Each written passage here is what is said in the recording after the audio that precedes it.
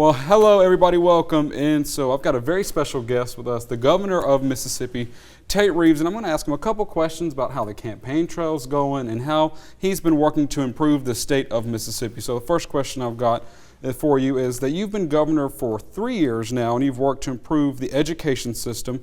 How do you plan to continue to make positive strides to educate the children of Mississippi? Well, it's one of the areas where things are going so well in Mississippi right now. It's so well that the New York Times called it the Mississippi Miracle. 10 years ago, our high school graduation rates were about 73% in Mississippi. Last year, they were 88.9%. 10 years ago, our fourth grade reading results, we were 49th in the nation. Last year, we were 21st in the nation. 10 years ago, our fourth grade math results, we were 50th in the nation. Last year, we were 23rd.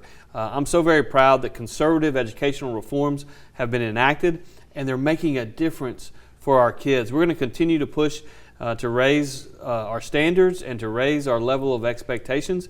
And I expect Mississippians to continue to do what Mississippians do, and that's rise up and meet those increased expectations. And we've passed the largest teacher pay raise in state history to reward our teachers and our parents and our students for the great work that they are doing. All right, so many people don't understand the economic development that's occurring in the state. Can you just talk about what things that you're doing and what ways you're partnering with the state of Mississippi to improve our economic standards? Well, recruiting new jobs to the state is my job as governor, and it's something that I've thoroughly enjoyed working on over the last several years. And we've had some tremendous successes. In the 10 years before I became governor, Mississippi averaged about $900 million a year in new capital investments.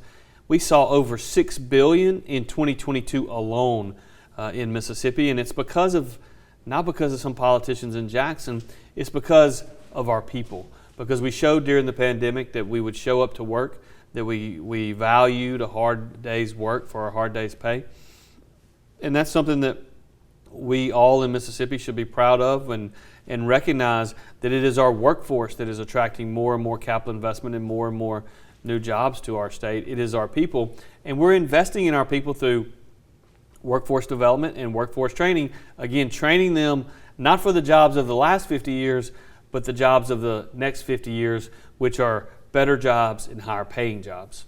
All right, so let's talk about jobs. So during the pandemic, unemployment rates were a little higher than normal. But what are some ways y'all are working to get those numbers now down, and how are they looking now? Well, there's no doubt that the pandemic brought challenging economic times for Mississippians and for small businesses all across this state and across this country.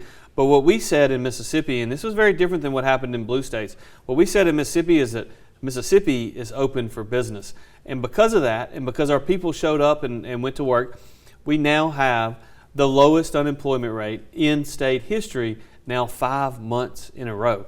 We keep getting lower and lower, 3% unemployment rate. We have more people working today in Mississippi than at any time in our state's history, and we're going to continue to recruit better and higher paying jobs. All right, so the campaign trail is hot. How are you preparing to win in November?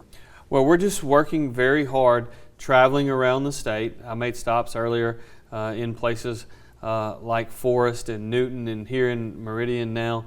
We're working very hard to just tell our story, tell Mississippi's story. And that's one of the great things about this campaign is it gives me the opportunity to travel around and tell my story. And this year, my story is Mississippi's story. And that is a story of momentum.